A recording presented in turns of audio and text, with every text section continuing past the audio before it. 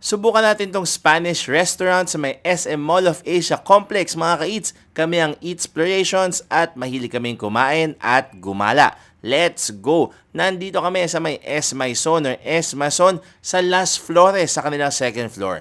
Check yan dahil mayroon silang menu, may patakam at ito yung kanilang lugar. Ang ganda, very spacious at family friendly. Tapos para kang nasa Barcelona. Naks, kala mo naman nakapunta na doon. Hello sa mag-iin ako. May compli bread sila which is a big check kasi medyo gutom na kami nung mga panahon na yan. Fresh yung kanilang mga bread at syempre plus points yan. Nag-order kami ng isang calamansi iced tea. Tapos meron pa kaming mamayang isa kasi meron kaming set na in-order. Kaya naging dalawa yung calamansi iced tea na masarap naman, hindi siya ganong katamisan at lasang-lasa mo yung tsaa at yung calamansi.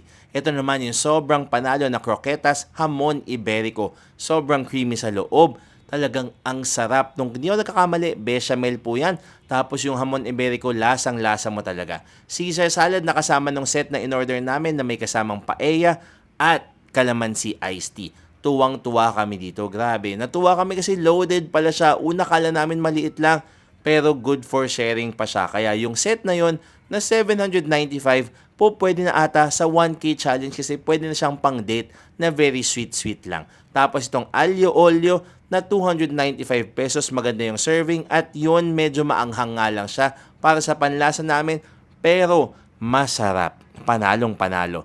Ito yung solo chicken paella lunch set na kasama nung Caesar salad at isang calamansi iced tea na po pwede namang good for 2 sa serving. Pero isa lang yung manok kaya medyo maghahati lang kayo at magpapakosit mga ka-eats. So libre ang pahalong ganyan. Ang comment ko lang dito ay wala siyang sokarat or kung yung parang tutong na part na talaga naman nilulook forward natin kapag nagpapaeya. Ang maganda dito, nagustuhan ng kambal, nagustuhan ni Sage yan at ni Sadie dahil masarap talaga.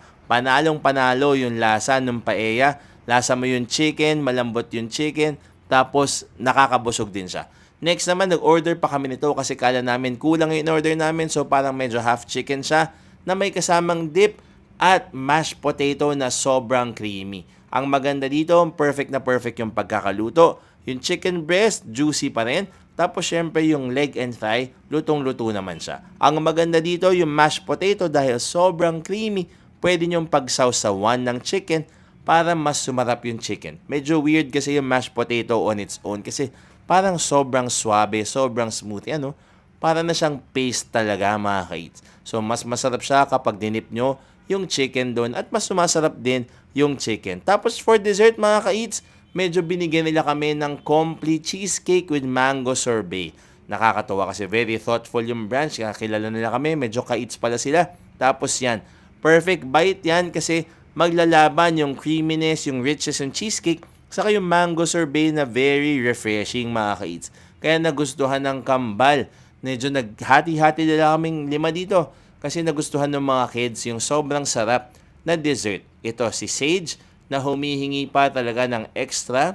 Sabi, cheesecake please. Tapos si Sadie rin naman. Ito yung inabot ng bill namin, mga 2,600. Medyo mahal siya. Pero mga kids, masarap naman dito sa Las Flores, sa S Maison. Until next time, bye-bye!